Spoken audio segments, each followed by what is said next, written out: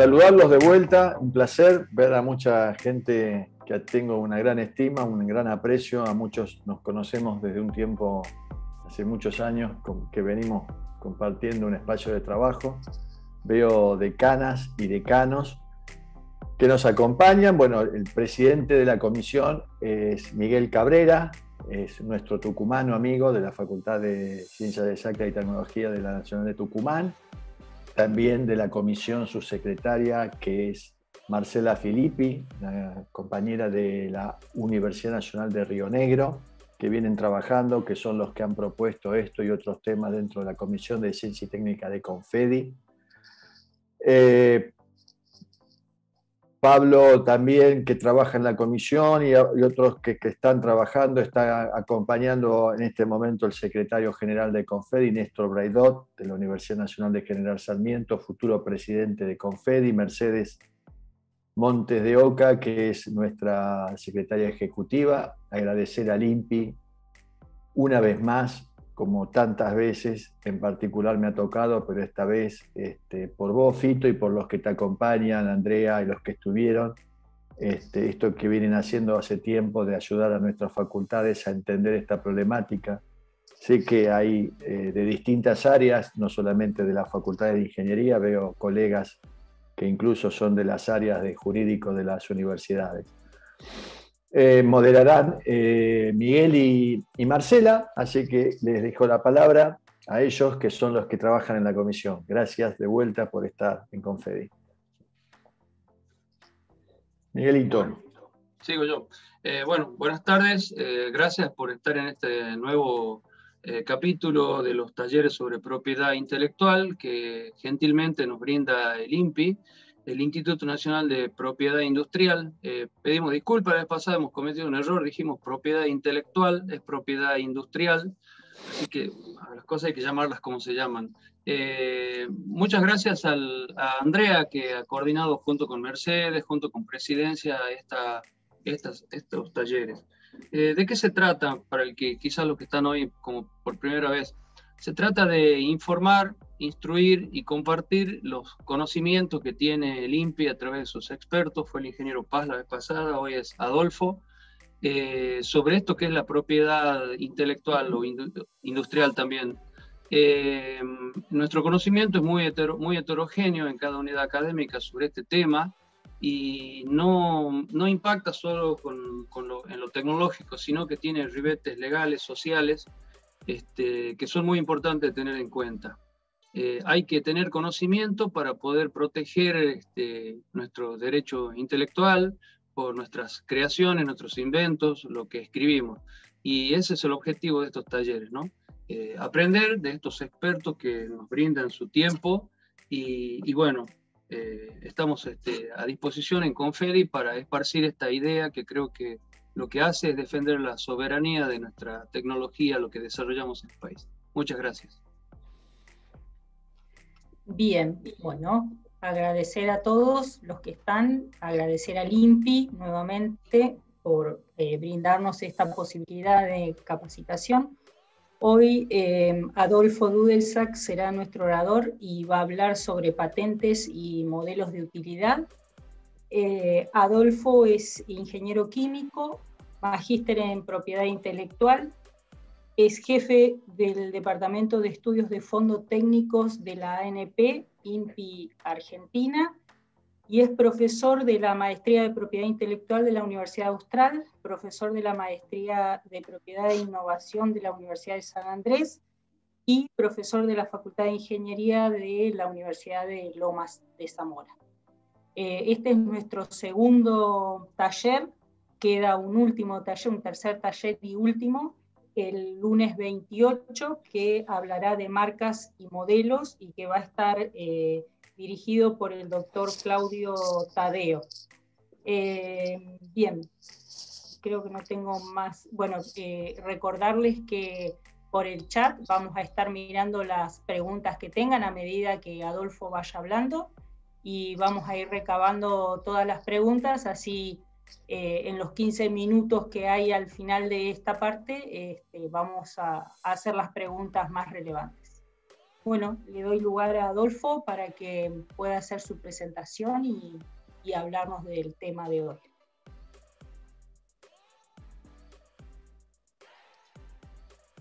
Estás muteado, Adolfo. Ahí está. Empiezo a compartir pantalla, como quieran. Sí, sí. ¿Puede Mercedes? Sí. Sí, sí. Sí, igual lo ponemos ahí mientras yo... Ahí está, ¿no? Bueno, antes que nada, gracias por la oportunidad de difundir el tema de la propiedad industrial, particularmente las patentes. Hay gente, como dijo bien Oscar, gente conocida que nos conocimos hace muchos años, de trabajo.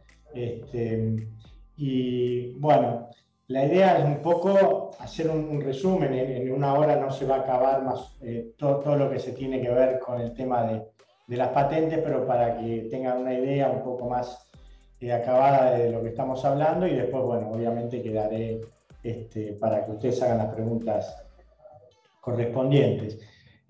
Antes que nada, de entrar en tema particular, yo inclusive vi ahí algunas sugerencias, porque siempre se habla de propiedad intelectual, propiedad industrial.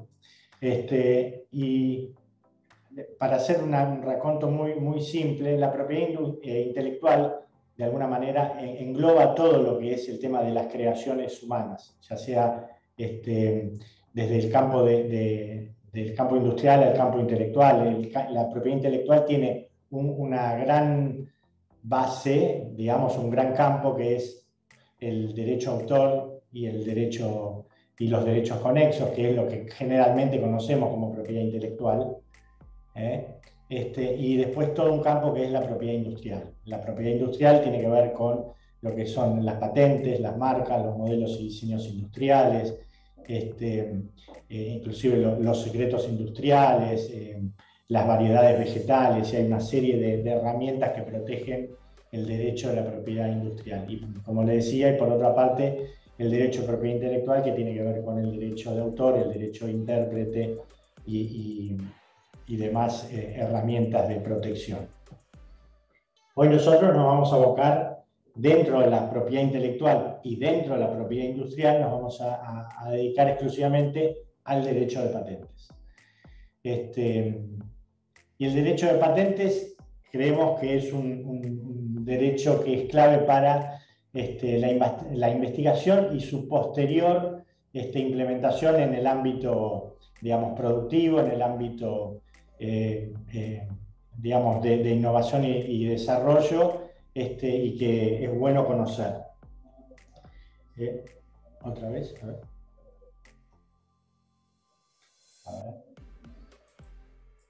Ahí. Cuando hablamos de investigación de patentes, y volviendo también un poquito para atrás, cuando hablamos de protección, tenemos que dejarlo bien en claro. Y esto es fundamental en cualquier conversación que se hable de protección de la propiedad intelectual, y es que las ideas no se protegen. ¿Sí? Las ideas no se protegen. Uno seguramente habrá escuchado o le han preguntado cuando tiene que ver con esto o de las patentes, o de las marcas, o de un libro. Y si yo tengo la idea de inventar algo, de proteger algo, tengo la idea de registrar un libro, tengo la idea de registrar una marca. Bueno, las ideas no se protegen. Lo que se protegen son la concreción de esas ideas a través de alguna de las herramientas de la propiedad intelectual en general. Si yo tengo, por ejemplo, la idea de escribir un libro sobre, no sé, sobre un joven mago que pelea en un ámbito o en un mundo imaginario, en una escuela, uno se dice, Harry Potter. ¿Sí? Pero el hecho de que yo tenga esa idea de registrar esa temática no me da la posibilidad a mí de excluir a todos los que quieran escribir sobre jóvenes magos que pelean en un mundo imaginario. Lo mismo pasa en las patentes, lo mismo pasa en las marcas, lo mismo pasa en los modelos. Importante concepto primero, las ideas no se protegen. Cuando nosotros hablamos de investigación, lo que tratamos de hacer de alguna manera es de el conocimiento que generamos a través de una investigación, a través de un desarrollo, a través de una innovación, es tratar de gestionar ese contenido intelectual a modo de que yo pueda de alguna manera protegerlo en cuanto a mi autoría, ¿sí? Y la autoría tiene que ver con el inventor, más allá después de la titularidad de patente. Después vamos a hablar que son dos cosas distintas. Una cosa es la autoría de una patente y otra cosa es la titularidad de una patente. Y si hablamos de qué instrumentos nos da la protección de una patente, obviamente la patente tiene un título de propiedad emitido por el Estado, en este caso por el INPI. Ese título de propiedad, obviamente es por un tiempo determinado y por condiciones técnicas y jurídicas determinadas que después vamos a hablar un poquito más en detalle, ¿sí? Y lo que se le da en función de ese título es en general lo que se llama como el derecho negativo, es el derecho a impedir a otros el uso de ese derecho, ¿sí? Ese derecho negativo es algo característico de todas las herramientas de propiedad intelectual en general, ya sea industriales como intelectuales. Si yo escribo un libro es el derecho a que otro escriba el mismo libro.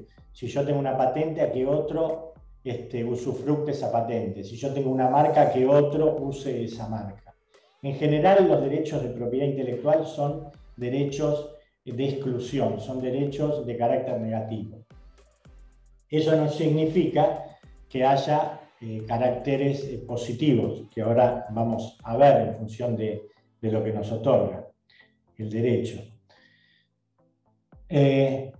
Y esto es algo importante, vamos a volver sobre esto, pero el derecho de propiedad de las patentes es un derecho territorial, ¿sí? Yo, para tener protección de una patente en Argentina, tengo que presentarme a través del INPI de Argentina y tener esa protección en Argentina.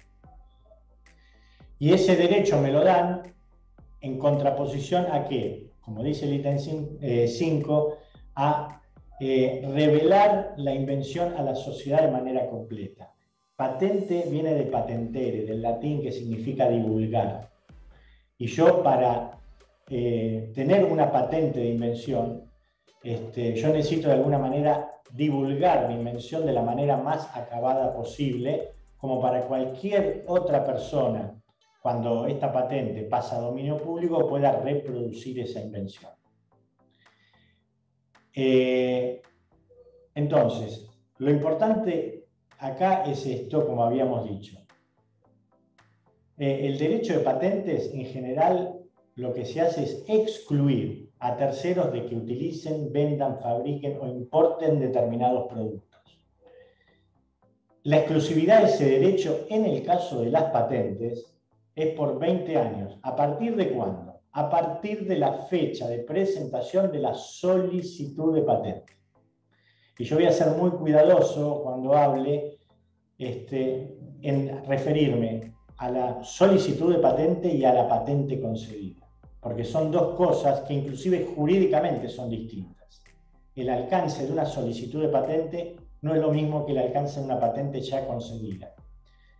Entonces, la exclusividad de derechos se da por 20 años a partir del momento en que yo presento la solicitud de patente en el INPI, ¿sí? Independientemente del tiempo que tarde esa solicitud de patente en convertirse en patente. Siempre van a ser 20 años. Luego de esos 20 años pasan a lo que se llama dominio público. ¿Qué quiere decir eso? Que cualquier persona puede usufructuar esa patente una vez que venció el plazo de protección, ¿sí? El tema de los 20 años, si uno hace, digamos, comparación con otras herramientas de propiedad intelectual en general, cuanto más protección uno tiene, menos fuerte es el derecho protegido, ¿sí? Fíjense que por ejemplo, las marcas, si bien son, bueno, ya va a hablar Claudio la semana que viene, pero si bien son por 10 años, son renovables, porque bueno, ahí tiene que ver con otra cuestión, que es la cuestión de la empresa y la sostenibilidad de una empresa a lo largo del tiempo, ¿no? Si una marca caducara cada 10 años, tendría que estar renovando las marcas de una empresa y bueno, no sería posible. Pero si uno, por ejemplo, se fija en el derecho de autor, el derecho de autor tiene una duración de 70 años. 70 años el derecho de autor, en realidad es 70 años después del 1 de enero del año posterior a la muerte del autor. Así de largo es el asunto, ¿no? Porque el derecho de autor es mucho más frágil y mucho más difícil de determinar la infracción a ese derecho de autor. Entonces se le da una protección mayor. El derecho de patentes, como es un derecho mucho más terminante, es un derecho mucho más determinable en cuanto a su contenido, es mucho menos, es 20 años. ¿Sí? Esto con la nueva ley de patentes del año 95. Anteriormente eran 15 años. Bien. Y acá se agrega un carácter positivo del tema de los derechos de patente. Hasta ahora hablamos de los derechos negativos, que es impedir que utilicen, impedir que vendan, impedir que fabriquen. Pero hay una parte de derecho positivo que es que las patentes puedan licenciarse o cederse.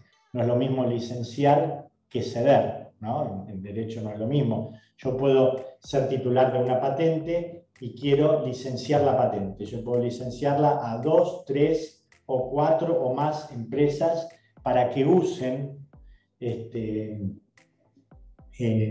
al mismo momento una patente de invención, por un tiempo determinado, con características contractuales determinadas. O también puedo cederlo. Puedo cederlo y puedo, como se dice, vender la patente, y yo ya no me quedo más con ese derecho de patente, sino que puedo cederlo a un tercero. Ahí son dos cosas diferentes. De todas maneras, hay que distinguir que nosotros, como tenemos derecho continental, o sea, nuestra legislación es derecho francés, tanto en el derecho de autor como en el derecho de propiedad industrial, nosotros tenemos dos derechos, que son el derecho patrimonial y el derecho moral. El derecho moral es el derecho, lo que se conoce como derecho a la paternidad y el derecho a la integridad, ¿no? O sea, la paternidad es, a pesar de que yo ceda o venda mi patente o venda mi obra o venda lo que yo he creado, mi paternidad siempre tiene que quedar en cabeza del inventor, el autor. En cambio, el derecho patrimonial, que es el derecho, digamos, particularmente de la comercialización, uno puede, sí, no solamente licenciarlo, sino cederlo. Eso hay que diferenciar. Bien, retomamos dos conceptos que me parecen muy importantes para que quede perfectamente claro. Ya metiéndonos en el tema de las patentes. La protección es territorial. No existe la patente mundial. No existe la patente, ni siquiera, seguramente a lo mejor lo habrán visto con Pablo la semana pasada, existen herramientas de tramitación regionales de patentes. No sé si les habrán hablado del PCT o les habrán hablado, por ejemplo, de la patente, lo que se llama la patente europea. Son solamente procedimientos de registración de patentes. Siempre la protección final de una patente está en cabeza del país donde se requiere la protección.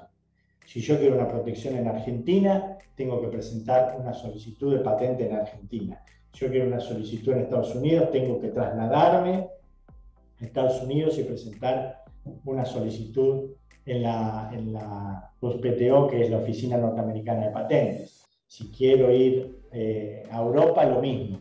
La protección siempre es territorial. En cambio, la divulgación de la novedad es universal. ¿Qué significa esto? Parecería que es un trabalengua. Significa que, supónganse que yo me fui a un viaje y estuve en Alemania y vi un determinado producto o un procedimiento en Alemania que me pareció que es muy útil, que es novedoso, que tiene, digamos, potencial económico para desarrollar. Y esto funciona en Alemania. Yo puedo venir acá a Argentina, me fijo si esta invención está protegida en Argentina y digo, yo puedo fabricar o vender libremente en Argentina esa invención que yo vi en Alemania. Si no está protegida a través de la ley de patentes en Argentina, yo y cualquiera como yo, cualquiera de ustedes puede reproducir, vender, comercializar esa invención. ¿Se entiende? Es de libre utilización en Argentina. Lo que no se puede hacer es registrar una patente a nombre mío de esa invención que yo encontré en Alemania. Por más que acá no haya sido protegida. ¿Por qué? Porque cuando me estudien mi solicitud de patentes en el INPI, al hacer la búsqueda antecedente, que es lo que ustedes estuvieron viendo anteriormente, me va a saltar ese antecedente o esa divulgación en otro país. Entonces yo le voy a decir, no, mire, usted no es el inventor. Usted puede fabricarla libremente acá porque no está protegida, pero no puede registrarla a su nombre. Usted no se puede apropiar de eso como el titular, porque eso ya tiene otro autor, otro creador, otro inventor que está en otro lugar del mundo. Por eso digo, la protección es territorial, sí. La divulgación de la novedad es universal, ¿sí? Entonces, esta es una diferenciación, creo que es muy importante. Bien. Cuando hablamos de patentes, tenemos que ver qué patentar y qué no. Y una cosa es una invención y otra cosa es una patente de invención. Cuando yo hablo de una invención, yo no estoy hablando de condiciones jurídicas, solamente estoy hablando de condiciones técnicas. ¿Qué significa? Supónganse que yo estoy en mi laboratorio, en mi taller, en mi oficina e invento un determinado producto, ¿sí? Lo invento con mi creatividad, desarrollo un producto. Y al mismo tiempo, en otro taller, en otro laboratorio, por ejemplo, no sé, está Oscar en su taller, en su laboratorio, en su oficina, desarrollando el mismo producto, inventando el mismo producto, sin conocer lo que yo estoy haciendo. Entonces, los dos llegamos a la misma invención sin conocernos unos a los otros. Entonces yo digo, mi invención y la invención de Oscar, ¿son invenciones? Sí, son invenciones. ¿Por qué? Porque son, siempre hablando de cuestiones técnicas, ¿no? Porque la definición de una invención es, de alguna manera, conseguir una solución técnica a un problema técnico. Eso es simplemente la definición de invención. Ahí no estoy hablando ni de leyes, ni de derechos, ni de nada. Simplemente estoy hablando de encontrar una solución técnica a un problema técnico. Ahora, los dos, ¿podremos tener la patente de invención? Y mi respuesta es no, porque ahí sí tiene que ver la cuestión jurídica. Y en nuestro país, para que uno tenga, nosotros tenemos el concepto de primero en solicitar, o sea, el primero que se presenta con esa invención en el INPI es el que va a tener, ahora vamos a ver en qué condiciones, ¿no? Pero es el que va a tener el derecho a la patente. Por más que el que venga segundo diga, pero yo llegué al mismo resultado sin conocer lo que había hecho el primero. No importa. Acá, en nuestro sistema jurídico, es el primero en presentar. El primero en presentar es el primero que llega al INPI y presenta su solicitud de patentes. Entonces, decimos, una invención es eso. Ahora, una patente de invención. ¿Es lo mismo? No. Una patente de invención es un documento técnico, de contenido técnico y con alcance jurídico que tiene que ser presentado en forma y tiene que ser presentado de acuerdo a las regulaciones dentro del organismo, que en este caso es el INPI, que es el organismo regulador. Entonces, para eso está la ley. Después puedo contestar algo, porque se decía, ¿no?, que una ley puede ser, o sea, la ley de patentes habla de titular que puede ser una empresa y y no solamente el creador. Nuestra Constitución Nacional, en el artículo 17, dice que toda obra, invento, creación, inclusive pone la palabra descubrimiento, que es un error, no un error, pero digamos un concepto antiguo de nuestra Constitución, es propiedad de su inventor o creador, y se va a adecuar a lo que la ley ajuste. Y después por eso aparece la ley de patentes, que toma el concepto del artículo 17 de la Constitución y lo que nos dice es, para que una invención sea patentable, ¿qué requisitos debe cumplir? Bueno, deben cumplir, obviamente, que sean productos o procedimientos, vamos a hacer una diferencia con los modelos de utilidad, pero tienen que tener 3 requisitos fundamentales. Deben ser nuevos, deben entrañar una actividad inventiva y deben ser susceptibles de aplicación industrial. Vamos a ver qué significa cada uno de estos. Marcela, yo no sé, vos después me vas marcando el tiempo, ¿no? Como para, si yo tengo que parar en algún momento. Sí, sí.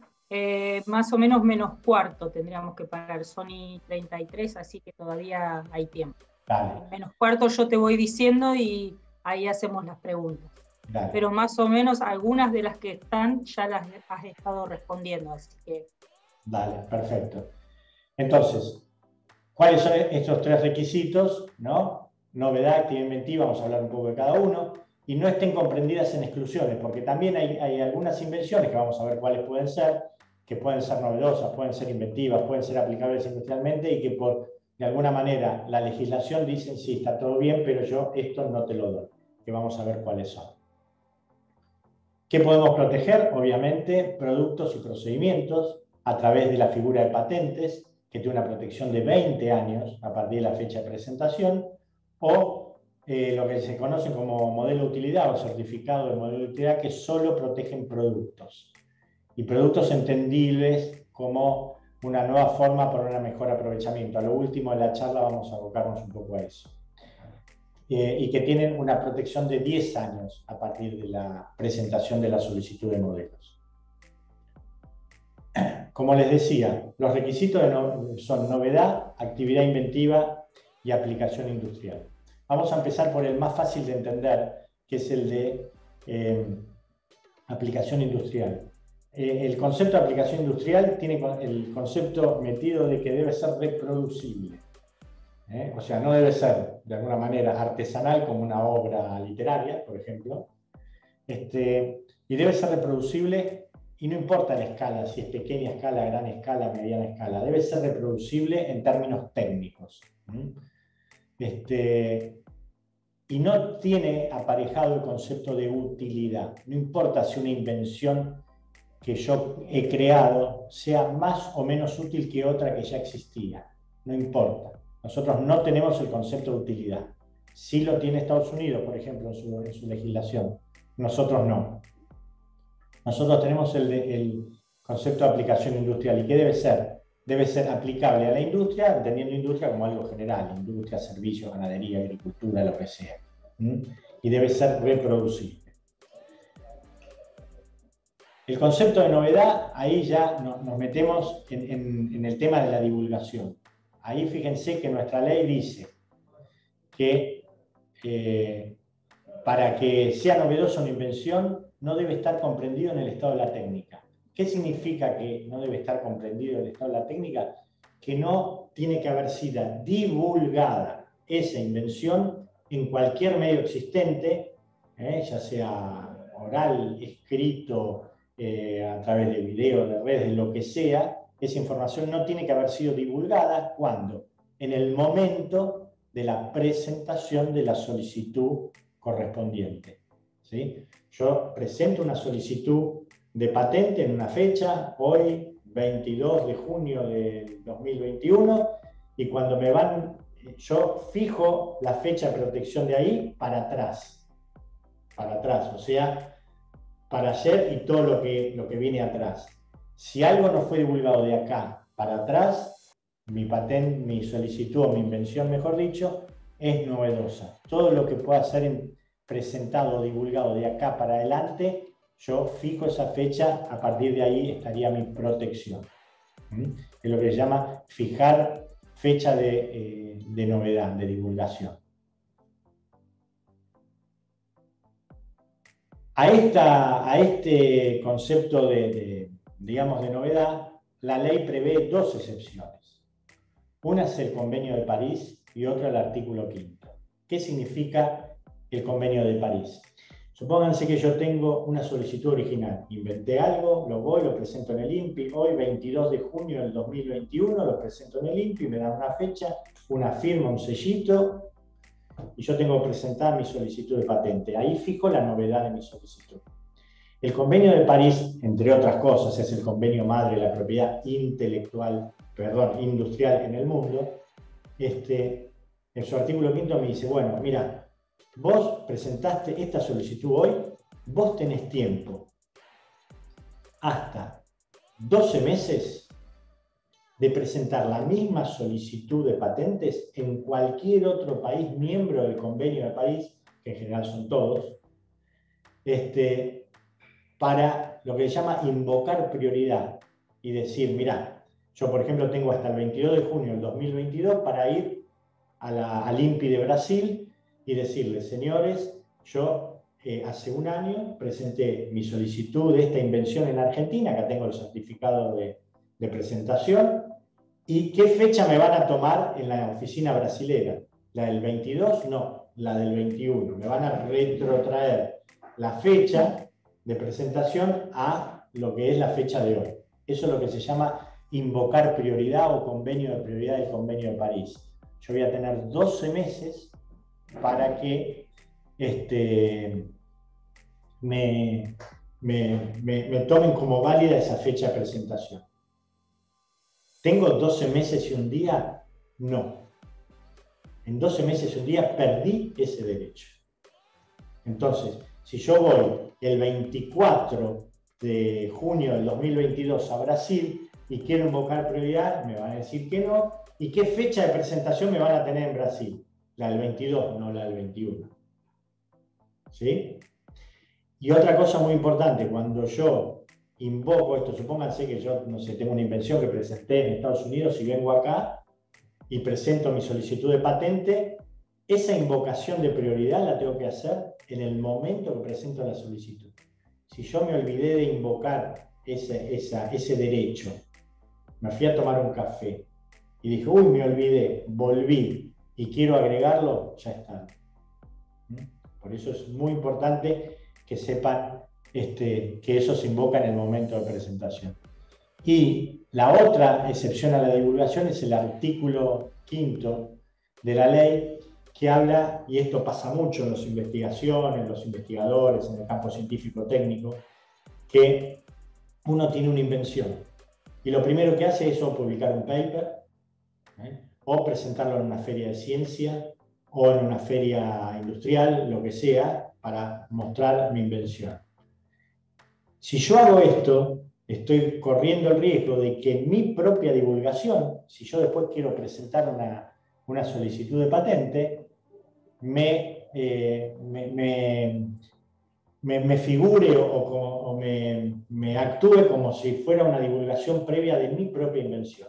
Para eso la ley dice que yo tengo un año, si yo presenté, por ejemplo, una invención mía en una feria de ciencias, tengo un año para poder presentar mi solicitud de patente, invocando esa presentación anterior que se llama divulgación no perjudicial, siempre y cuando la haya hecho yo, y decirle, mire señores, yo vengo a presentar hoy, pero miren que hace algún año atrás yo la presenté en esta feria de ciencias.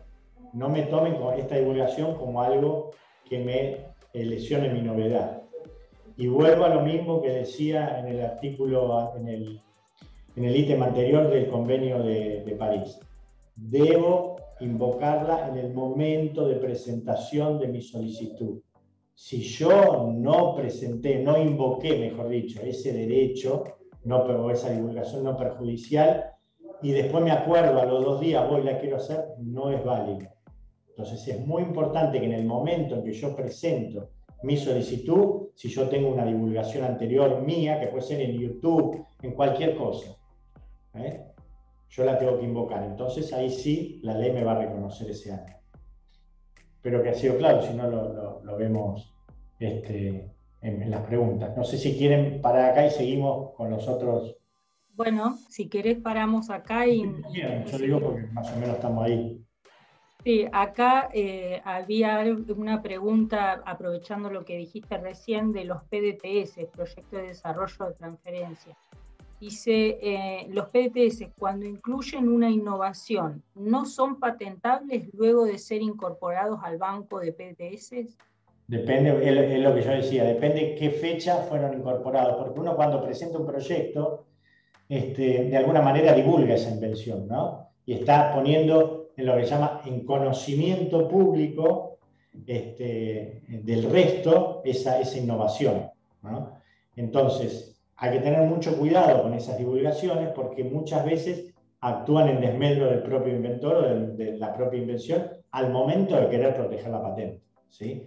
Entonces, si uno divulga una invención, bueno, hay que tener mucho cuidado, decir, bueno, yo lo presento, pero yo sé que tengo que reservarse derechos, hacer convenios de confidencialidad, todas esas herramientas son muy válidas al momento de divulgar una determinada innovación o invención.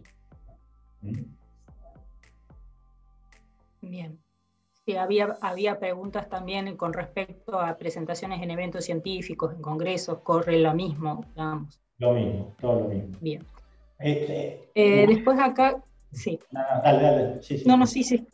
No, después el grado de divulgación, ¿no? Por ejemplo, yo siempre doy el mismo ejemplo. Si uno, por ejemplo, no sé, diseñó un nuevo carburador para coches, ¿no? Bueno, carburador ya soy viejo, ahí me salió la edad, digamos.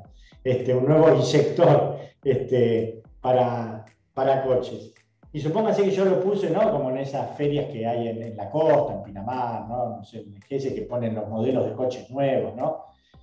Y el coche está exhibido con el capó bajo, nadie pudo ver, por decir así bien groseramente, ¿no? Nadie pudo ver el inyector. Entonces yo, si bien expuse el coche, yo no expuse la invención que es el inyector, ¿no es cierto? Entonces eso no actúa como divulgación, ¿no? Por eso, divulgación es cuando yo pongo de manifiesto la invención, ¿no? De eso se trata. Sí, decime. Bien. No, después, en cuanto al artículo 17 que vos mencionaste, que creo que Carlos ya te había comentado algo, sí. Cuando a lo que vos dijiste en su momento, dice, pero la Constitución dice claramente que solo regulará el tiempo de duración, no el cambio de titular a nombre de la empresa. Todo autor o inventor es propietario exclusivo de su obra, invento o descubrimiento, por el término que le acuerde la ley. La ley de patentes en esa parte, dice, ocurre que salió así por presiones de la empresa farmacéutica que no quiere que el inventor tenga su reconocimiento. Sí, no, digamos,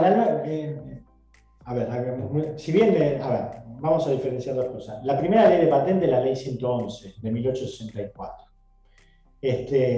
En 1894 no existía la empresa, no existían los laboratorios farmacéuticos.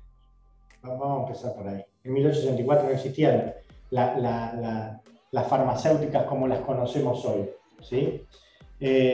Después sí hubo una corrección, mejor dicho, una nueva ley de patentes, que es la ley de la ley 24481, que es la del año 95, mal llamada ley de patentes farmacéuticas en su momento y la discusión, digamos, ¿no?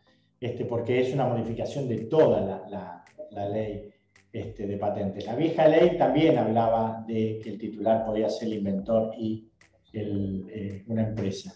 Y como les decía, la ley de patentes, de todas maneras no me quiero poner en términos jurídicos porque la verdad no soy abogado, y cuando hice la maestría con todos mis compañeros abogados me dijeron, yo soy ingeniero, entonces me dijeron, el abogado no es el que tiene la razón, sino el que mejor argumenta, me dijeron en su momento, ¿no?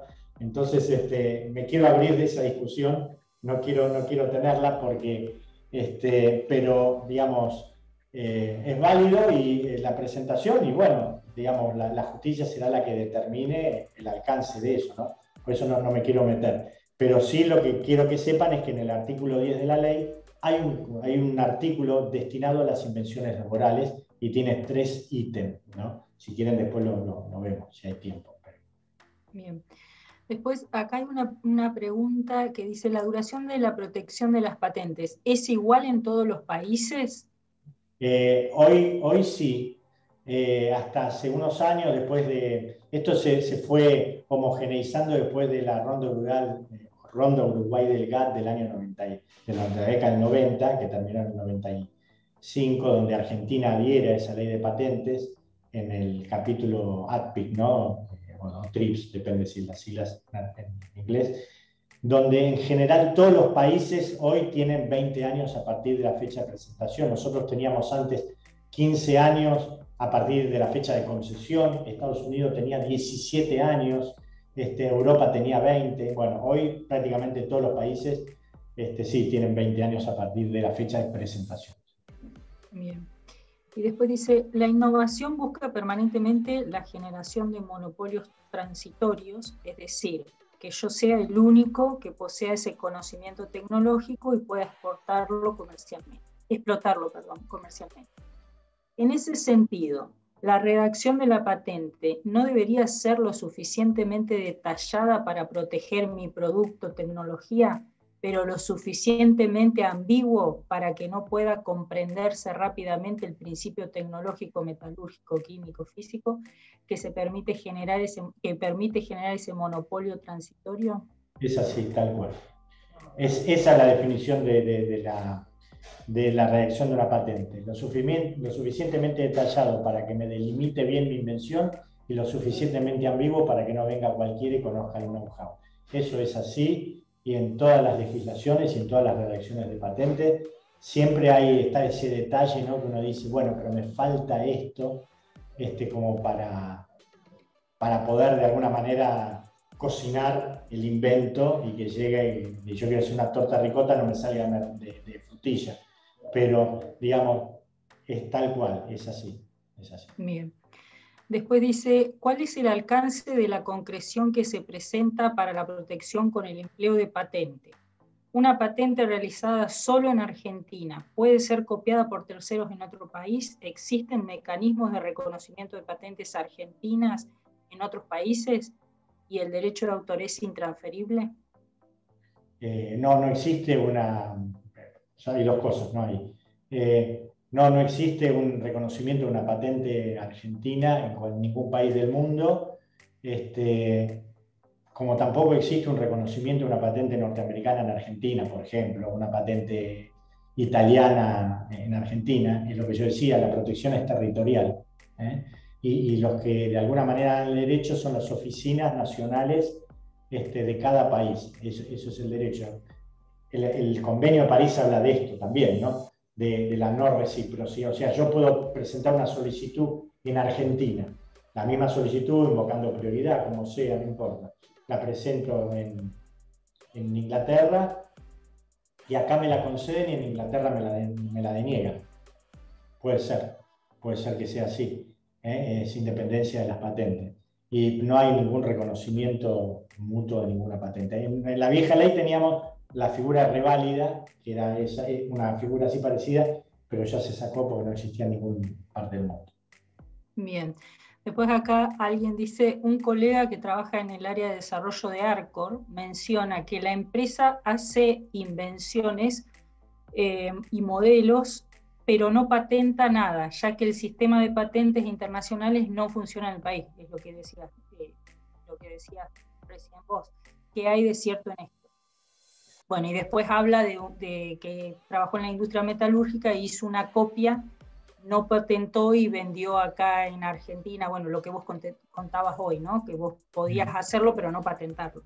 Claro. El tema de lo que dice de Arcor, la verdad que, o sea, eso es potestad particularmente de cada empresa, ¿sí? La protección de sus innovaciones son a partir de lo que es la protección de patente o lo que es a través de la protección del secreto industrial. Eso depende de cada empresa. Las dos figuras tienen ventajas y desventajas. La protección a través de patente da una entidad jurídica y de protección jurídica más amplia, pero también, digamos, de alguna manera es limitada en el tiempo y tiene que pasar a dominio público. La elección del secreto industrial, si bien no caduca con el tiempo, pero uno tiene que invertir mucho en, de alguna manera, justamente lograr que ese secreto continúe siendo secreto, ¿no es cierto? Porque si se divulga, no tiene ni la protección del secreto ni la protección de la patente. Eso es política de cada empresa y la elige como le parezca a la empresa. Bien, después preguntan si las semillas también se patentan o hay que hacerlo a través de la ley de las semillas. Las semillas no se patentan, lo que se patentan son a lo mejor alguna introducción de algún gen determinado dentro de la semilla, por ejemplo, pero las semillas no se protegen a través de la figura de patente. Lo que se protege es la variedad vegetal de esa semilla o de esa planta a través de lo que se llama UPOV, ¿no? Que es protección de variedades vegetales, que es otra herramienta de protección industrial, pero que no se hace en el INPI, se hace, creo que es en el Ministerio de Relaciones Exteriores o de Agricultura, no me acuerdo. Bien, y acá pregunta, dice, ¿qué pasa en otros países con la divulgación previa? ¿Se reconoce, existen convenios de presentaciones y reconocimientos simultáneos entre países? Supongo que debe ser la presentación a congresos o seminarios internacionales. Sí, mientras sea una presentación previa, que yo la haya presentado en Alemania, no importa, y yo tengo la certificación que eso fue divulgado, no hay ningún problema. Sí, vale para todo. Y hay países que tienen esa divulgación previa y hay países que no la tienen. Argentina la tiene y no importa dónde haya sido la divulgación, no necesariamente tiene que haber sido en Argentina, pues en cualquier lugar del mundo. Mientras que esté como autor la persona que presenta la patente. Exacto. Sí. Y acá una última, en realidad no es una pregunta, sino que es un comentario, dice, hay una demanda en Gualeguaychú por el sistema de audio del carnaval, para que el sonido vaya siguiendo la comparsa. ¿Quién lo inventó? Lo patentó 2 días de un año luego y hubo un juicio por ese derecho. Se cuestiona por este tema, dice. No conozco el tema, habría que ver el caso particular. No sé a qué se refiere, la verdad. Si después... No sé, Carlos Hartwig, no sé si querés abrir el micrófono y comentar. No sé, Mercedes, si puede abrir el micrófono.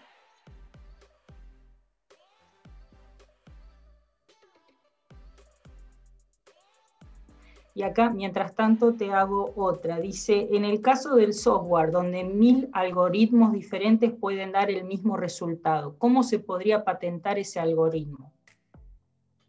No, el software no se protege a través de la figura de patentes, se protege a través de la figura del derecho de autor.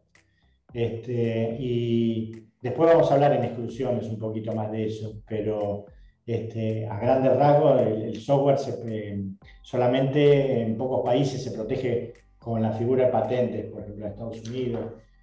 Acá lo que se protege es la aplicación técnica de ese software. Pero después cuando veamos exclusiones lo vamos a ver un poco más en detalle.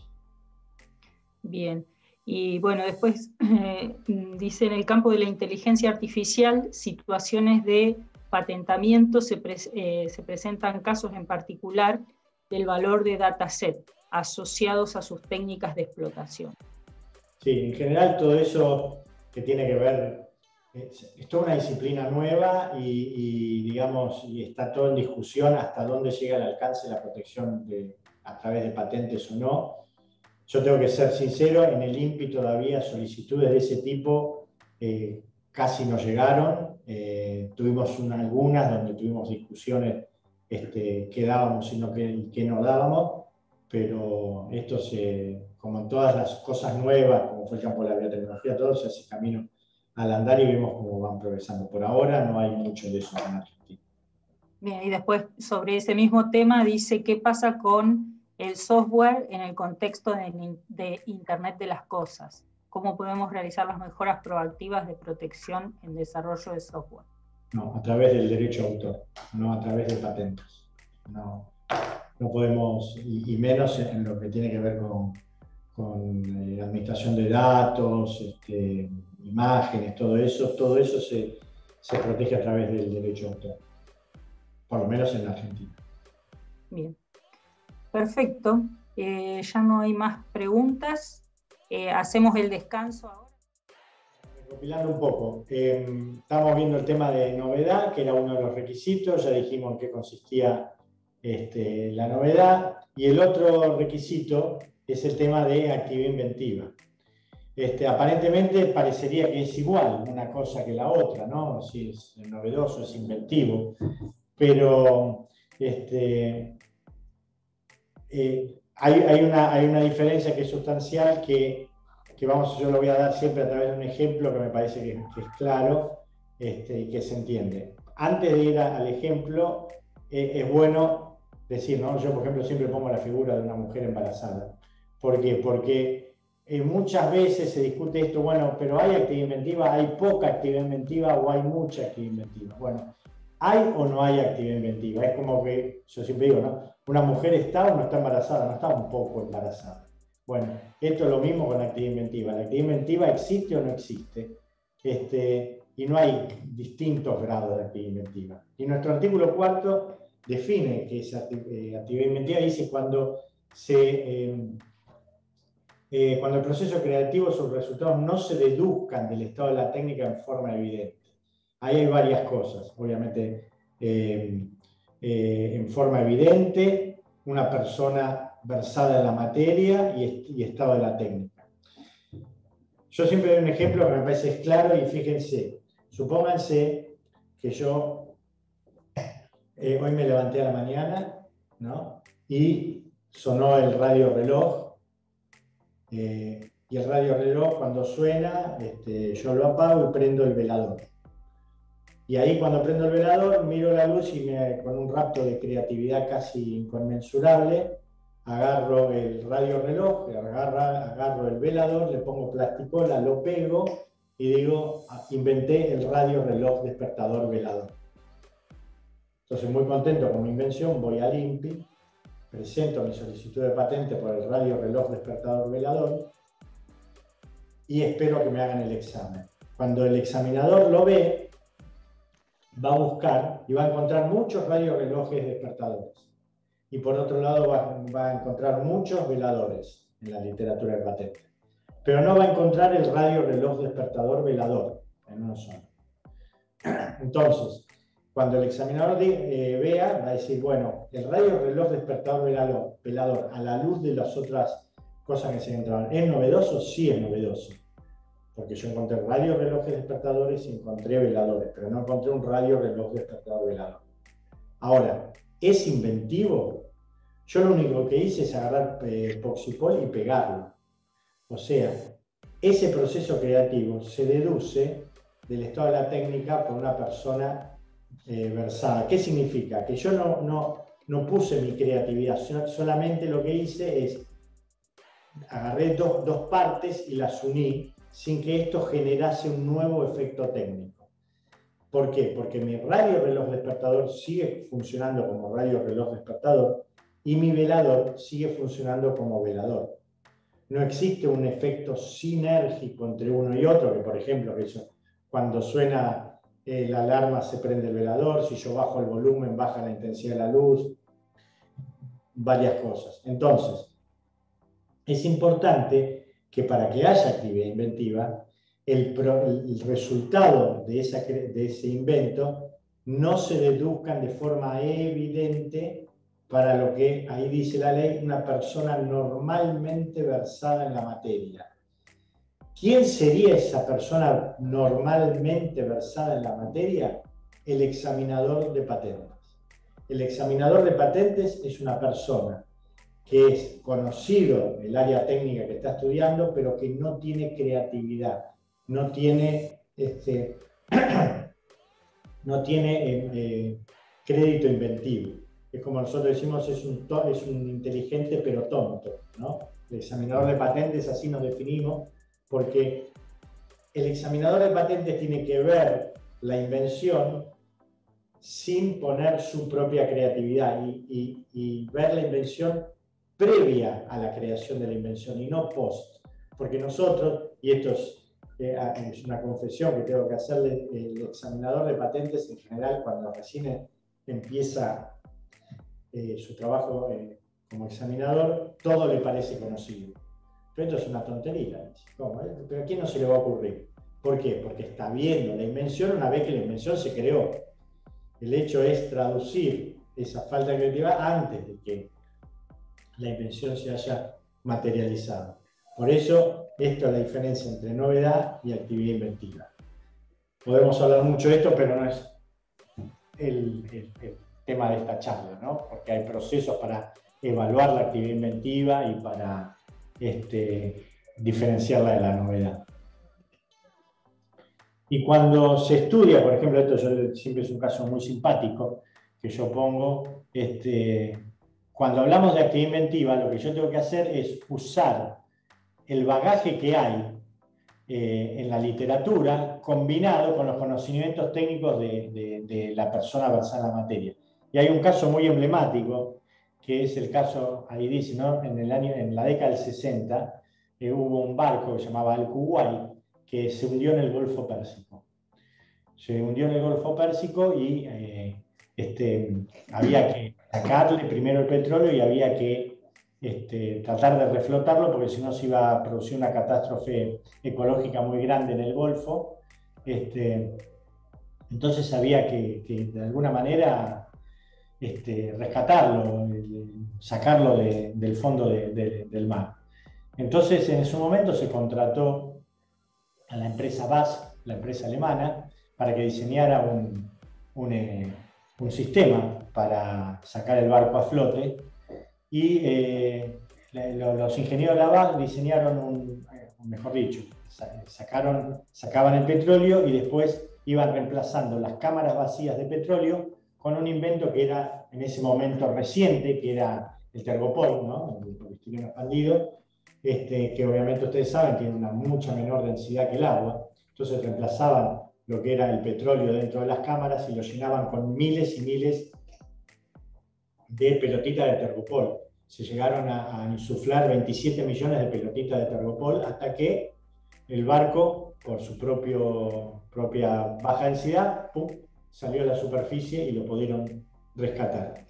Inmediatamente, obviamente, después de este éxito, la empresa BASF presenta una solicitud de patente en Europa, pero cuando se estudia en Francia, el examinador que estaba estudiando la patente, él dice, hay algo parecido como un método para rescatar este barco. Y empezó a buscar y lo encontró. Él lo había visto hace muchos años cuando él era chico, y lo que encontró fue esto, el antecedente.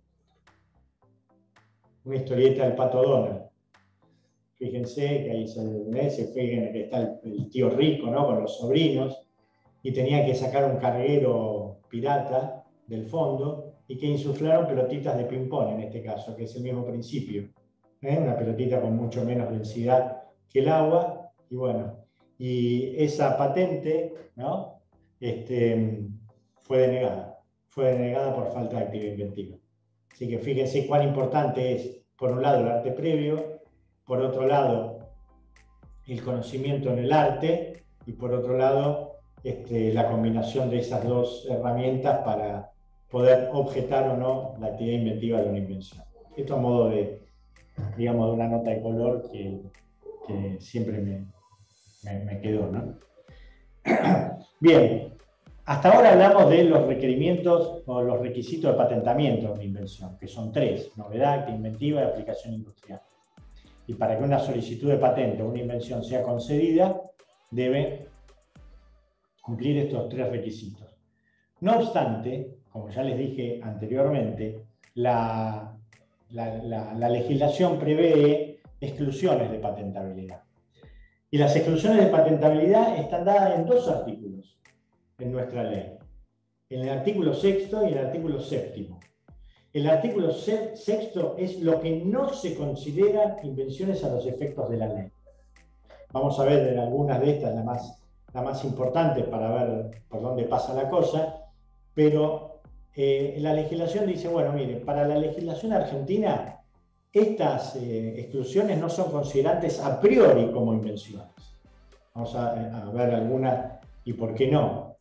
En cambio, el artículo 7º dice, es otro tipo de exclusión. El tipo de exclusión que dice, bueno, mirá, vos tenés una invención. Puede ser que sea novedosa, puede ser que sea inventiva, puede ser que sea aplicable industrialmente, pero yo como país no te doy ese derecho. ¿Por qué? Porque me reservo algunas cosas para no darte ese derecho, que vamos a ver un poco cuáles son.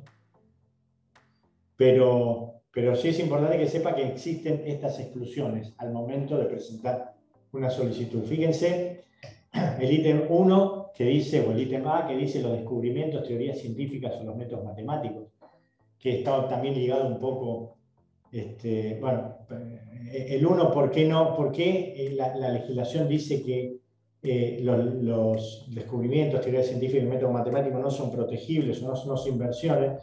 Porque, primero, que los descubrimientos no son una creación humana. Los descubrimientos son algo que se pone en evidencia de ya algo existente, ¿no? Si yo descubro un nuevo mineral, no es que yo lo inventé, no fue una creación mía, lo que hice es ponerlo en evidencia. Entonces el descubrimiento, lo que no cumple con el requisito de novedad, eso ya estaba, ¿no? No lo he creado yo ni tampoco con la definición de creación humana. Y los métodos matemáticos, las teorías científicas, porque las ideas son de libre circulación. Nadie puede apropiarse el patrimonio de exclusividad de una idea científica, de una idea matemática. Las ideas son de libre circulación, por eso está esta exclusión de patentabilidad. Nadie se puede apropiar. Después tenemos las obras literarias, artísticas o alguna creación. ¿Por qué no son consideradas invenciones? Porque las obras literarias son primero que son obviamente artísticas, son artesanales, no cumplen con el requisito de replicación industrial, no son reproducibles, y como dicen los defensores del derecho de autor, la obra expresada denota la impronta del autor, así como grandilocuentemente lo dicen, y es así, digamos, si yo puedo agarrar y dibujar un cuadro, el cuadro, digamos, mejor dicho, yo hago una pintura, otra persona puede copiar mi pintura, pero cada obra va a ser diferente, ¿no? Las obras literarias no tienen concepto de novedad, tienen concepto de originalidad, que son dos cosas distintas. Entonces, las obras literarias artísticas no cumplen con eso, de la aplicación industrial, porque no son reproducibles y porque son artesanales. No vamos a entrar en todas estas porque cada una de estas nos podría llevar mucho tiempo, vamos a ir a las más importantes, y esta sí me parece que es importante, que es el ítem E, que son los métodos de tratamiento quirúrgico, terapéutico o aplicables al cuerpo, o terapéutico de diagnóstico aplicables al cuerpo humano o a los animales. ¿Y por qué es esta exclusión? Esta exclusión tiene que ver, uno podría decir, se encontraron varias figuras para justificar esta exclusión. El modelo que nosotros tenemos es el basado en la Ley Europea de Patentes, en la Convención Europea de Patentes, que ponía en su artículo 52 esta misma exclusión. Y decía que porque no tenía aplicación industrial, o sea, porque un método, ya sea de tratamiento, de diagnóstico o terapéutico aplicable al cuerpo humano, no podía ser reproducible, porque primero cada persona reacciona de diferente manera a un tratamiento, porque a priori no podía ser reproducible. Los japoneses habían puesto otro concepto que era que para yo aplicar un método de tratamiento al cuerpo humano necesito el consentimiento de la persona, y para hacer, no sé, perchas en serie no necesito el consentimiento de la madera. Diferentes, lo que llaman ficciones jurídicas para justificar esta exclusión. La verdadera razón por la cual se excluyen los tratamientos de tratamiento terapéutico, quirúrgico y diagnóstico aplicables al cuerpo humano y a los animales es para preservar la actividad médica. Es para esto. ¿Por qué? Porque supónganse, bueno, todos ustedes saben que el bypass, ¿no? El bypass coronario fue inventado por Favaloro. pero eso nunca fue patentado. No fue patentado primero porque Favaloro no lo hubiese querido patentar, pero aparte porque la legislación no lo permitía. Ni acá ni en casi ningún lugar del mundo se pueden proteger los métodos de tratamiento. ¿Por qué? Como decía antes, para proteger la actividad médica. Imagínense si un método de bypass estaría protegido, o alguna de sus variantes estaría protegido, un médico al momento de intervenir quirúrgicamente a una persona de urgencia tendría que estar viendo si lesiona un derecho de patente o no. Hasta que determina si está lesionando un derecho de patente, la persona ya se le murió. Entonces, para proteger la actividad médica es que esta exclusión se pone en casi todas, por no decir todas, las legislaciones del mundo. ¿Por qué? Porque el derecho a la vida está por encima del derecho a la propiedad. Entonces, esto es para salvaguardar la actividad médica. El caso particular, por ejemplo, de Estados Unidos, que se pueden proteger los métodos de tratamiento quirúrgicos o de diagnóstico, pero por una modificación de la ley, creo que no me acuerdo, pero el acta 209, no me acuerdo, no importa cuál es la ley, sí se pueden proteger, pero no se pueden hacer juicios por infracción de patente. Es como que salvaguardan solamente digamos, el derecho de creación del inventor, pero digamos, no se puede ir contra la persona que usufructa, ya sea un médico o una persona en esas condiciones, ¿no? Esto en cuanto a esta exclusión. Después, bueno, esta no es importante y no es que no es importante, no hay muchas de este tipo de exclusiones, y la última sí es importante, creo yo, inclusive para los sistemas de investigación, toma clase de materia viva y sustancias preexistentes en la naturaleza. El tema es que acá hay, digamos, una mala redacción de este ítem dentro de la legislación, porque este ítem G podría ser leído de dos maneras. Fíjense, yo podría leer de esta manera esta exclusión.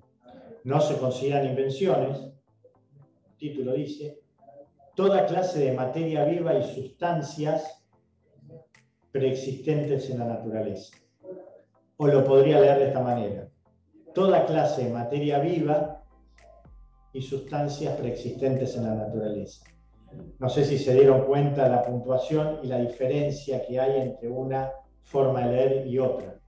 Toda clase de materia viva y sustancias preexistentes en la naturaleza, o toda clase de materia viva y sustancias preexistentes en la naturaleza. En realidad lo que se quiso poner acá, faltó la coma, pero es toda clase de materia viva y sustancias, coma, preexistentes en la naturaleza.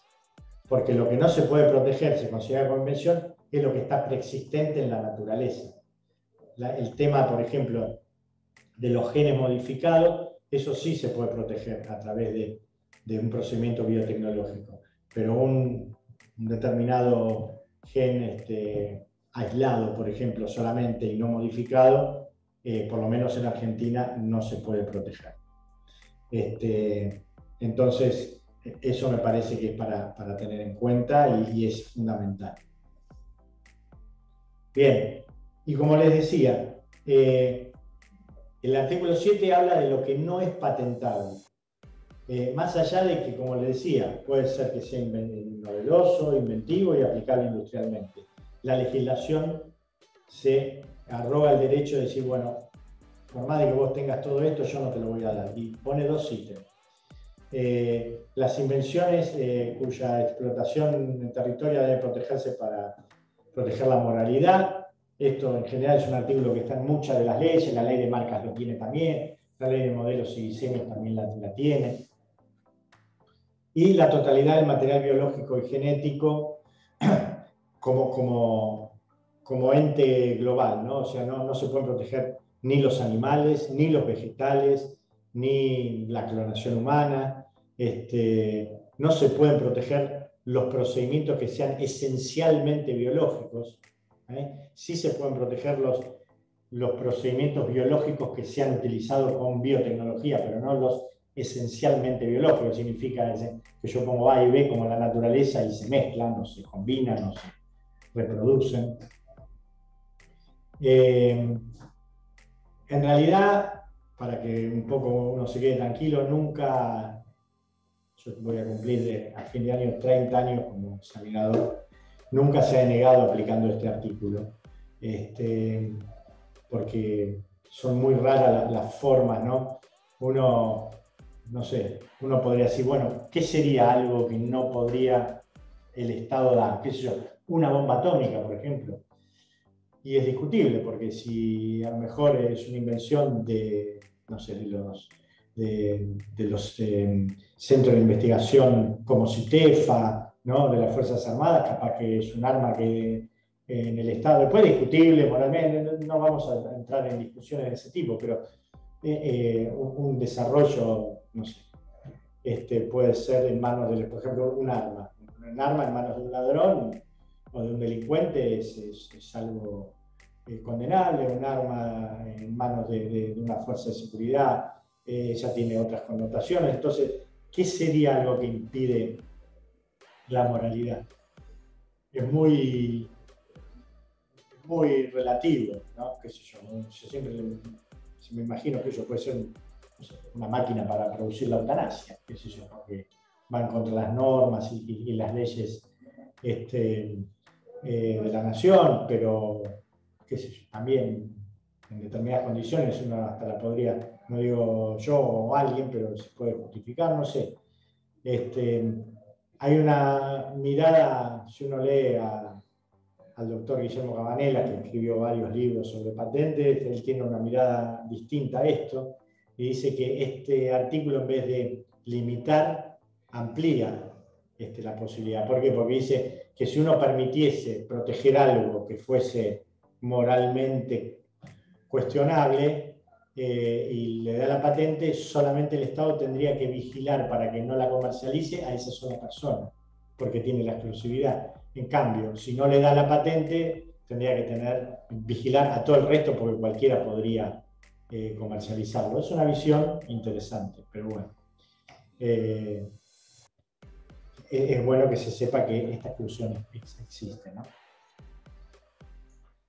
Y ahora, para terminar, vamos a hacer una mención, porque también esta figura de modelo de utilidad es una figura muy utilizada en nuestras pymes, en nuestras pequeñas y medianas empresas, y que se sienten alejados del sistema de patentes y el sistema de protección industrial, porque dice, ¿y yo qué voy a proteger? Yo tengo una pequeña fábrica, hice innovaciones, hice cambios en mi producción, en mis dispositivos, pero eso no va a hacer que me den una patente. Y si me la dan, seguramente cualquiera va a poder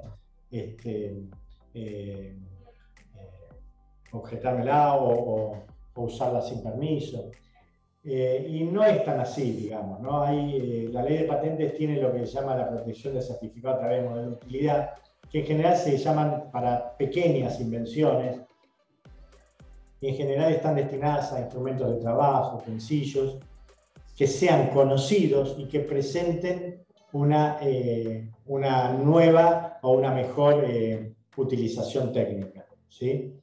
Yo ahí pongo el caso de una pala, que supónganse es un caso muy fácil. Yo tengo una pala que, como ustedes ven, es de perfil recto, ¿no? Abajo, donde entra la tierra, y uno viene a desarrollar una pala como la que está a la derecha con puntera para penetrar mejor. Bueno, eso sería un caso bastante típico de un modelo de utilidad. Es una forma conocida con una mejor utilización práctica.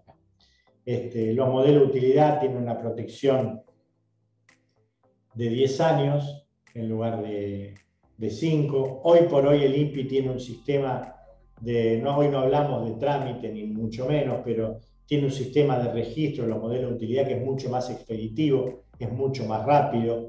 Un modelo de utilidad en un año y medio puede estar saliendo, si es que cumple todos los requisitos, en contraposición a una patente que en un promedio puede tardar de 3 a 4 años desde que presenta su solicitud a salir concedida.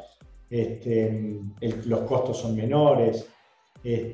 Bueno, son todas figuras que hacen más atractiva la protección a través de esa figura, y además los requisitos de patentabilidad son dos, nada más: novedad y aplicación industrial, y no se pide el concepto de actividad inventiva, ¿no? Eso también es un aliciente para al que protege. Lo que sí tiene que tener en cuenta es que, si bien la ley lo dice, hoy, y más hoy, como están los procedimientos diferenciados de tramitación, no se puede convertir una solicitud de modelo a patente a una solicitud de patente a modelo, ¿no? Si ingresa por un lado, sigue por un lado, y si ingresa por el otro, sigue por el otro. Las figuras de modelo de utilidad, ya les digo, es una muy buena herramienta para tener una protección para pequeñas innovaciones y que hagan que a lo mejor un determinado proceso o producto tengan más fuerza al momento de salir a comercializarlo. Creo que el concepto teórico yo no tengo más nada para agregar. Lo que sí, bueno, cualquier pregunta que quieran, ahí estamos. Bueno, muchas gracias. Está bien, te iba a dar la palabra, Miguel, adelante. Adolfo, muy amable, muy claro. Quedan, por supuesto, muchas preguntas y el tiempo es acotado. Yo voy a tratar de reproducir algunas que pude ir captando a medida que hablabas, que pusieron los foristas. El derecho de autor realizado en Argentina, ¿limita el patentamiento de software en otros países? Esa es una pregunta. Si el derecho de autor... La pregunta es esta: ¿el derecho de autor realizado en Argentina limita el patentamiento de software en otros países? Te lo repito así porque está sin puntuación, digamos. Sí, no. Y ya les vuelvo a decir, en general el software se protege como tal en Estados Unidos. Acá se protege solamente por la figura de derecho de autor, y en general en todo el mundo es así, excepto que sea, por ejemplo, yo tengo un software para mover los brazos de un robot. El software propiamente dicho no se protege, pero el software aplicado a través del hardware y el movimiento del robot, que sería lo que le daría la aplicación industrial, sí se protege. Pero en cuanto a la pregunta, no lo limita. Bien. Va otra pregunta que creo que está, no sé si vinculada a la anterior. ¿Qué pasa con los medicamentos? Acá en Argentina tenemos la ley de genéricos. Sí. Esa es la pregunta. Bueno, esa es la pregunta. La pregunta es, y que parece que fuera una continuación de la anterior, porque comienza: ¿y qué pasa con los medicamentos?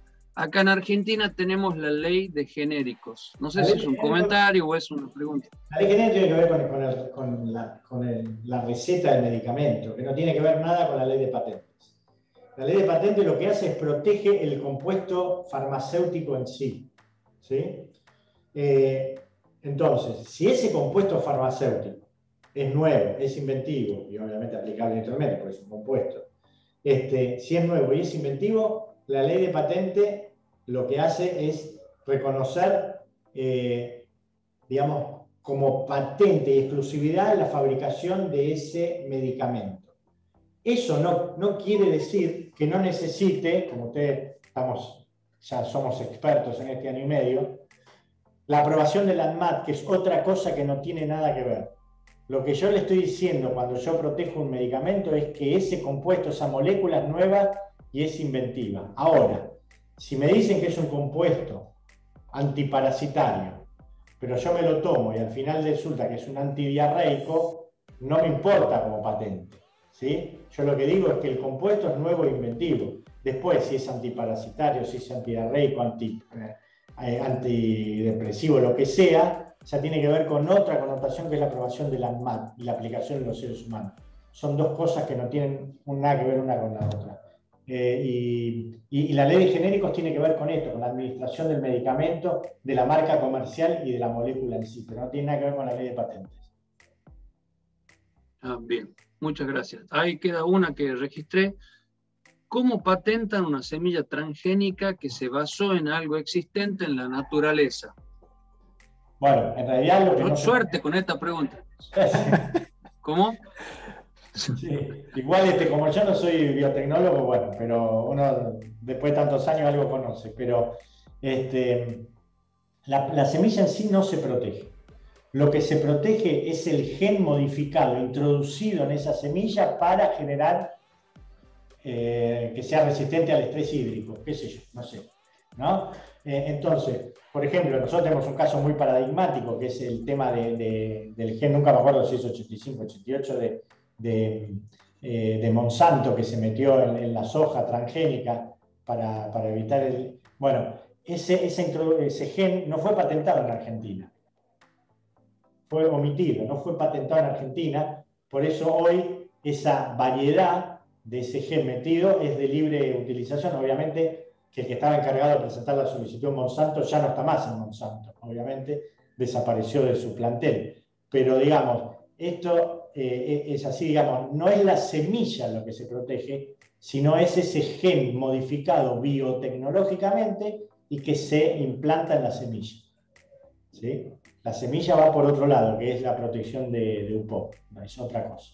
Te ayudo con las preguntas, Miguel. Acá hay otra de un conocido de la UTN Regional Medrano, porque es el socio de Ricardo Amé, Leonardo Pam, que pregunta, en el caso de las perchas, pregunta, no le tenés que pedir permiso a la madera, pero sí a los ecologistas, claro.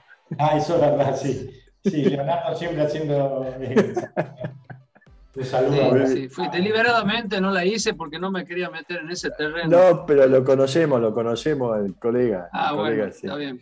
El caso de Sun sí me parece interesante. El caso del patentamiento no se podría haber hecho en el caso de la herramienta Sun en Argentina, ¿verdad? ¿Cómo no te escuché? No, que en el caso hay una pregunta referida de la Universidad Nacional de La Matanza, referida a la herramienta Sun, que es la que estamos utilizando, que obviamente no se podría haber patentado en Argentina. No, porque eso tiene que ver con el software y sí, no se puede. No. Y las aplicaciones, ¿no? De esto de los teléfonos, las distintas aplicaciones, todo eso no se protege por claro, porque ustedes habrán recibido muchas de estas cosas con el tema de la pandemia, no solamente por el tema médico, biomédico, sino por el tema de tecnología, ¿verdad? Sí, hemos recibido de lo que se te pueda ocurrir, desde lo más elaborado hasta lo más simple. Este año, inclusive el otro día, por pedido del presidente del INPI, tuvimos que hacer un relevamiento, ¿no?, de todas las invenciones relacionadas con el COVID, ¿no?, de las distintas áreas, de tanto punto de vista médico como... Y bueno, fueron bastantes. ¿Nos podés contar un poco a Miguel y a mí, porque somos muy curiosos de esas cosas, las cosas que se pueden contar respecto de lo que fue justamente el 2020 y el 2021? Y en general, o sea, no te puedo hablar de invenciones en particular por una cuestión de confidencialidad, pero claro, te puedo decir del tipo de invenciones, ¿no? Que ellos desde, bueno, obviamente desde un barbijo tan elemental como eso, con determinadas características, hasta procedimientos terapéuticos para tratar el COVID, que bueno, si llega el caso, por patentes no irían porque tendrían que ser renegados por este artículo que yo les nombré, pero tecnologías de irradiación, de sanitización,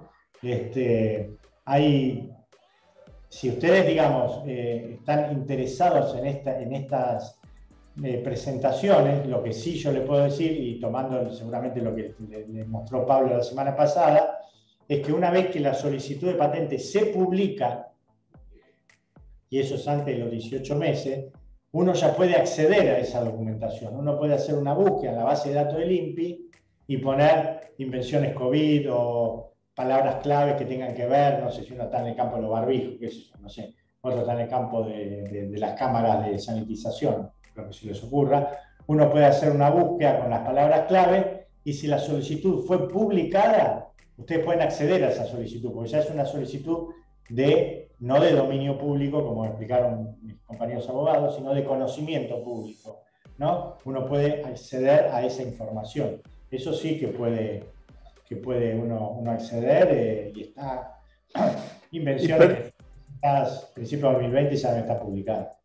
Permitime, en ese sentido, las universidades nacionales de gestión pública y privada, ¿hemos mejorado nuestras oficinas a nivel del rectorado o particularmente la Facultad de Ingeniería? ¿Estamos mejor que antes? ¿Igual cómo estamos respecto a eso? Eso digamos, en realidad algunas sí, otras no. En general, las universidades han tenido un mayor acercamiento en los últimos años, ¿no? A lo que es la propiedad industrial. Dejaron un poco de lado ese prurito, ¿no? Decir, no, yo estoy investigando, voy por el paper, voy por otro camino y la patente es algo lejano a mí. Pero, digamos, si yo te digo, hay universidades que tienen un sólido departamento, por decir así, de propiedad intelectual, porque en realidad pasa por todo, ¿no? Industrial e intelectual, ¿no? Porque también se protegen las tesis, los trabajos de investigación, se protegen. Hay universidades que lo tienen muy, muy aceitado eso, y hay universidades que todavía no, digamos. Y en eso me parece que hay un campo muy fértil para trabajar, y dentro de cada una de las universidades también, ¿no? Esto de tener una oficina de vinculación tecnológica, una oficina de asesoramiento en cuanto a herramientas, eso me parece que todavía es una deuda pendiente que en muchos lugares habría que empezar a zanjar, ¿no? Porque yo he ido a dar charlas en distintas universidades en el interior y te puedo asegurar que el grado de desarrollo que tienen los departamentos de investigación, de desarrollo, de innovación de muchas universidades son, pero muy sorprendentes. Y a veces no llegan a tener este soporte de decir, bueno, ¿por dónde voy a protegerlo? O sea, ¿llego a protegerlo o no llego a protegerlo? Y me parece que ahí sí hay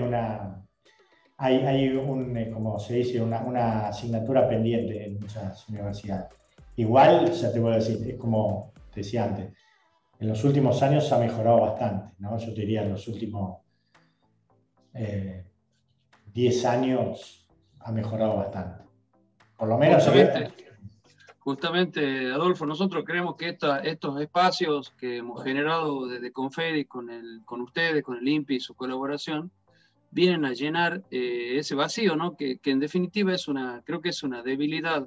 Vos lo has mencionado, tenemos muchas fortalezas en nuestras unidades académicas, que son muy buenas tesis de grado, de posgrado, y por ahí, por correr atrás del paper, podemos perder un valor agregado enorme, que es hasta monetario, hablando de forma sencilla, ¿no?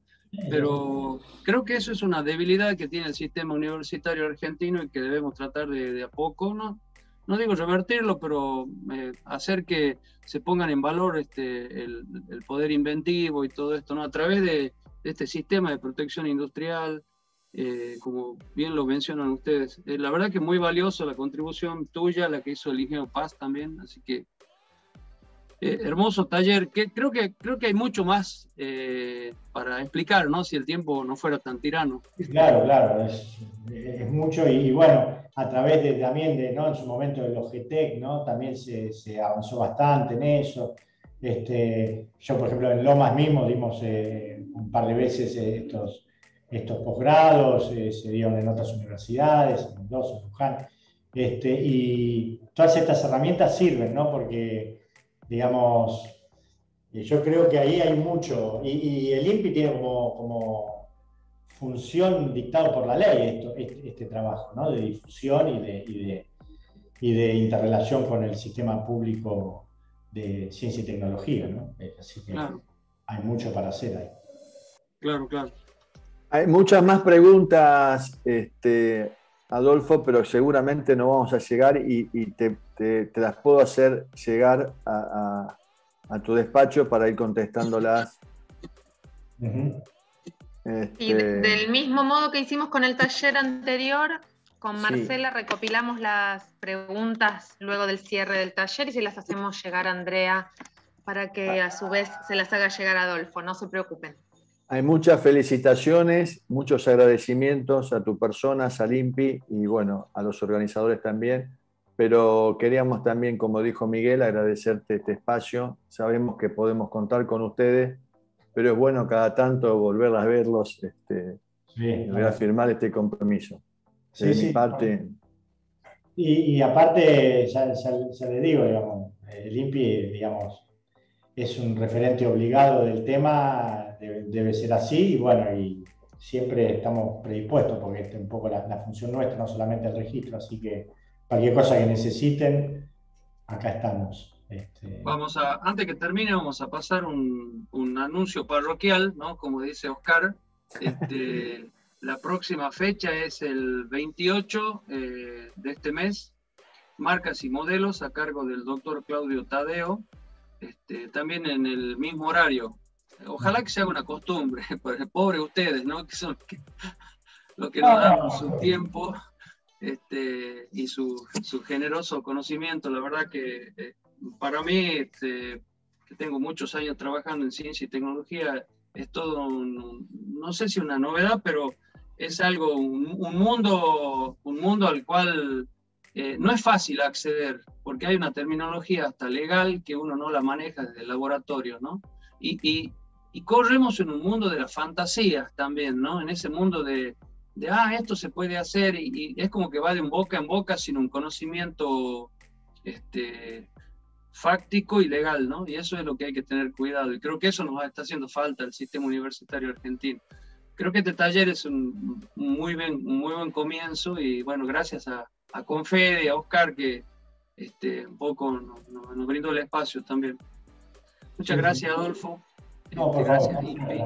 cuando quieran, acá estamos, así que no se priven de esto. Y aprovechen también a Claudio la semana que viene, que Claudio también es una persona con mucha experiencia, mucho conocimiento. Hace muchos años que está. No quiere decir que sea viejo, pero está conmigo también. No, y la charla de Pablo fue muy interesante, porque fue como él nos introdujo en este mundo, cómo buscar cosas, ¿no? ¿Qué es lo que más por ahí nos apasiona a los que somos tecnólogos? Buscar estos inventos, qué hay, qué no hay, es interesante. Así que bueno. Entramos el mismo día al INPI con Pablo. Lo más importante acá, Adolfo Dudelsack, ingeniero químico prestigioso del INPI, que seguramente los que lo conocemos, siempre que tienen una duda, él los va a ayudar. No duden en llamarlo, es fácil ubicarlo, siempre contesta, un gran tipo, un gran profesional. Y seguramente cualquier facultad, cualquier unidad académica que tenga o departamento que tenga alguna inquietud, no duden en llamarlo. Es fácil hablar con él, es amigo de ayudar a la gente, no es egoísta para nada, y siempre va a tratar de buscar una solución. Y la referencia que nos llevamos es de conocer a la gente del INPI. Muchísimas gracias de vuelta a todas y a todos. Y a vos un fuerte abrazo, Fito. Cuídate mucho. Gracias, Oscar. Gracias por la palabra. Y bueno, estamos acá. Cualquier cosa. Buenas tardes. Y muy gracias buena al INPI. Muy buena iniciativa. Muchas gracias. Gracias, Adolfo. Muchísimas gracias. Gracias a Mercedes también, que está por atrás siempre de todos nosotros, haciendo que hagamos las cosas bien. Así que gracias, Andrea. Gracias al INPI nuevamente. Gracias, Andrea. Gracias de vuelta. Gracias, Fito. Gracias, Miguel. Nos vemos. Cuidarse mucho.